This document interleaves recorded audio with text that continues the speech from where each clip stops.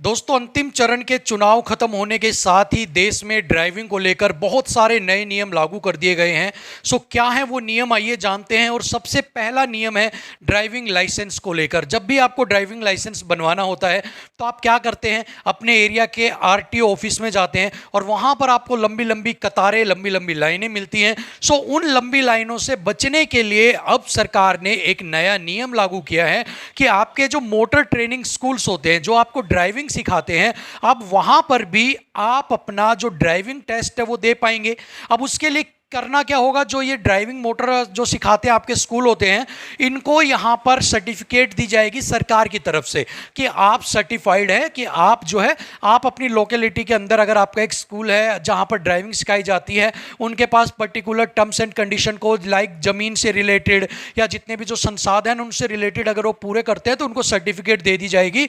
उसके बाद आपको आरटीओ जाने की ज़रूरत नहीं है। आप उसी मोटर स्कूल के अंदर जिसको सर्टिफाइड किया गया है, आप उसके पास जाइएगा, वहां पर आप अपना ड्राइविंग जो है वो टेस्ट दीजिएगा। अगर आप ड्राइविंग टेस्ट को सफलतापूर्वक कंप्लीट कर लेते हैं तो वो आपको वहां पर सर्टिफाइड करेंगे कि हाँ, आपको ड्राइविंग जो है इसके अंदर आपको सर्टिफिकेट दिया जाता है कि आप पास है, और उसी के बेस के ऊपर या उसी के बिहाफ पर आपका जो डीएल है वो आपको बनाकर दे दिया जाएगा। अब इसके लिए भी कुछ रूल्स रखे गए हैं कि अगर आपका एलएमवी है, लाइट मोटर व्हीकल है, तो आपको 29 आवर्स की जो है वो ट्रेनिंग करनी होगी एक वीक के अंदर, एक सप्ताह के अंदर। अब क्या होगा, इस 29 आवर में 21 घंटे तो आपको रोड के ऊपर ट्रेनिंग करनी होगी, ठीक है, और जो 8 घंटे है, 8 जो आवर्स है, ये आपको स्टडी रिलेटेड, मतलब बुक्स के साइन क्या कहते हैं, रेड लाइट का क्या मतलब है, लेफ्ट राइट जो बोर्ड के मिलते हैं आपको सड़क पे, उनके क्या मीनिंग है। 8 घंटे की पढ़ाई करनी है और 21 घंटे रोड पर ट्रेनिंग करनी है। अगर आप ये कर लेते हैं टोटल 29 आवर्स की, आपको सर्टिफिकेट दे दी जाएगी, मतलब आपका लाइसेंस बन जाएगा। सेम अगर आप एचएमवी कर रहे हैं, हैवी मोटर व्हीकल कर रहे हैं, आपको यहां पर कितनी देर का करना होगा, 38 आवर्स का, ठीक है, 38 आवर्स की आपको यहां पर ट्रेनिंग करनी होगी। अगर आप ट्रक्स की या बस की ट्रेनिंग ले रहे हैं, अगर आप लाइसेंस बनवा रहे हो बाइक वगैरह का या छोटे जो लाइट मोटर व्हीकल 4 व्हीलर्स है, उनकी आपको 29 घंटे की जो ट्रेनिंग है वो यहां पर करनी होगी, ठीक है। पहला रूल तो आपके लिए ये है। अब सेकंड जो रूल है वो है आपके डीएल को नया बनवाने और रिन्यू करने को लेकर, क्योंकि कई बार क्या होता है कि इसकी जो फीस थी ना वो बहुत ज़्यादा थी। अब इसकी जो फीस है उसके अंदर भी क्या किया गया है, संशोधन किया गया है। अगर आप नया डीएल बनवाते हैं तो आपको 200 रुपये फीस देनी होगी। अगर आप रिन्यू करवाते हैं, अगर आप अपना रिन्यू करवाते हैं, उसके लिए भी आपको जो 200 रुपये फीस है वो यहां पर देनी होगी, ठीक है ना। अब इसके साथ जो एक तीसरा बड़ा नियम जो है वो लागू हुआ है। आपने अगर कोई रूल तोड़ते हैं सड़क के ऊपर, मान लो आपने हेलमेट नहीं लगाया है या आपने कोई और गलती, आपको पता है और पता होने के बाद भी अगर आप कोई वॉयलेशन ऑफ द रूल्स करते हैं तो आपके ऊपर 1000 रुपए का जो है वो यहां पर क्या किया जाएगा, आपके ऊपर जुर्माना यहां पर लगाया जाएगा, ठीक है। इसके साथ ही माइनर्स को लेकर भी कुछ रूल्स के अंदर चेंज किए गए हैं।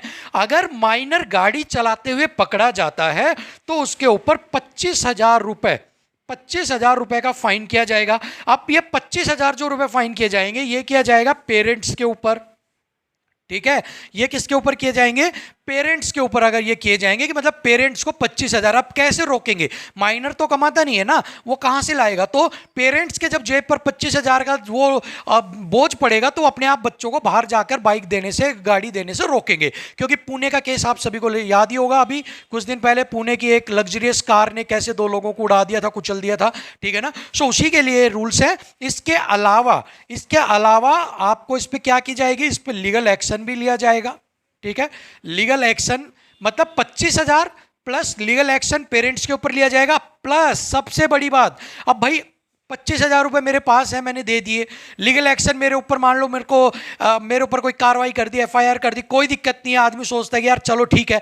इसके साथ एक और पेनल्टी है, आपका जो आरसी है उस व्हीकल का, मान लो मैं नाबालिग बच्चे को गाड़ी देता हूं, मेरी मोटरसाइकिल या कार, तो जो उसकी आरसी होगी उसको, उसका जो रजिस्ट्रेशन है ना, जो उसका रजिस्ट्रेशन है वो रद्द यहां पर कर दिया जाएगा।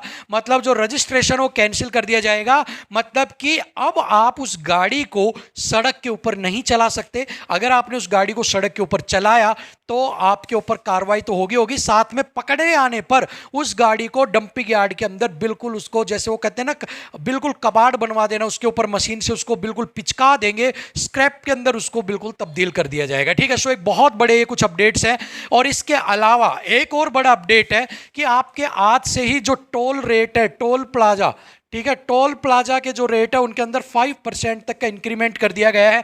मतलब कि अगर आप पहले 100 रुपए देते थे तो अब आपको टोल के 105 रुपए यहां पर देने पड़ेंगे, और यह अतिरिक्त बोझ पड़ने वाला है आपके ऊपर। अब इन सारे नियमों के ऊपर बात करते हैं कंक्लूजन की, कि इनसे फायदा क्या है और नुकसान क्या है। तो देखिए, अगर मैं पहले वाले रूल की बात करता हूं कि आपका जो है आरटीओ के चक्कर नहीं लगाने पड़ेंगे, जो आपके लोकल मोटर स्कूल्स हैं उनसे आप बनवा सकते हो। सो यहां पर इसका फायदा ये मिलेगा कि आपको लंबी लंबी जो लाइनें हैं उनसे आप बच जाओगे, डायरेक्ट आपका काम आप जाएंगे, और आपको ऑप्शंस मिलेंगे कि आपके जो है लोकेलिटी के अंदर अगर 2 स्कूल है तो वहां पर अगर सर्टिफाइड उनमें से एक है तो आप कुछ यहाँ बनवाएंगे, कुछ आरटीओ में, तो भीड़ कम होगी। लेकिन इसका अगर मैं नेगेटिव बात करूं तो इससे आपकी घुसखोरी बढ़ने की संभावना है, क्योंकि इसका एक तरह से प्राइवेटाइजेशन हो जाएगा, और एक तरह से अगर प्राइवेट कंपनियां इस तरह का काम करवाएंगी तो यहां पर रिश्वत देकर जो चीजें नहीं होनी चाहिए वो चीजें भी यहां पर होने लग जाएंगी। सो एक तरह से यहां पर जो है, जो आप मान सकते हैं कि बहुत सारे जो बनवाते हैं लाइसेंस वो इलीगल तरीके से भी अपना बनवा सकते हैं। सो ये नेगेटिव है। पॉजिटिव ये है कि आपको भीड़ से मौका जो है छुटकारा मिल जाएगा और जल्दी आपका यहाँ पर काम हो जाएगा। ठीक है, चलिए इसके बाद जो सेकंड रूल था ड्राइविंग लाइसेंस रिन्यू को लेकर, तो ठीक है, उसके अंदर आपके जो रेट है उनके अंदर कुछ जो है यहाँ पर ऑल्टर किया गया है, कम ज़्यादा किए गए हैं। सो वो रूल आपके लिए ठीक है। माइनर वाला रूल अच्छा है, यहाँ पर पेरेंट्स के ऊपर दबाव पड़ेगा, डंडा रहेगा, तो इस वजह से उनकी आरसी भी रद्द की जाएंगी, उनके ऊपर कार्रवाई की जाएगी। तो कहीं ना कहीं जो नाबालिग हैं उनको गाड़ियाँ देने से रोका जाएगा। और इसके अलावा जो ये दुर्घटनाएं हैं जो नाबालिग जवानी के जोश के अंदर तेज़ रफ्तार की वजह से या नासमझी की वजह से करते हैं, उन पर भी कहीं ना कहीं पाबंदियाँ जरूर लगेंगी। सो कुल मिला के जितनी भी ये चीज़ें हैं फिलहाल के लिए तो वो पॉजिटिव वे में देखें तो कुछ ना कुछ अच्छा ही जो है इम्पैक्ट आपके लिए लेकर आने वाले हैं। इसके अलावा टोल प्लाजा के जो रेट बढ़े हैं ये कहीं ना कहीं आप मान सकते हैं कि ये कहीं ना कहीं गलत है, क्योंकि अगर ये रेट बढ़ेंगे तो इसके साथ अब देखिएगा अमूल दूध ने 2 रुपए रेट अपने हर दूध के ब्रांड के ऊपर ऑलरेडी बढ़ा दिया है। ऐसे जो महंगाई है वो भी यहाँ पर और ज़्यादा बढ़ेगी। सो इसका इम्पैक्ट डायरेक्ट कंज्यूमर या कॉमन मैन के ऊपर पड़ने वाला है। सो इसके ऊपर थोड़ा सा और ऑल्टर करने की ज़रूरत है, इसको थोड़ा सा और संशोधन करने की ज़रूरत है, ताकि जो इसका अतिरिक्त बोझ है वो जनता के ऊपर टोल देकर और इसके अलावा महंगाई की मार दोनों एक साथ ना पड़े, इसके लिए कोई एक ऐसा रास्ता निकालने की यहां पर जरूरत है। ठीक है, सो बस यही कुछ बड़ी अपडेट्स थी। सो फिलहाल के लिए इतना ही, मिलेंगे आपसे अगली वीडियो में, तब तक के लिए थैंक यू सो मच, नमस्कार।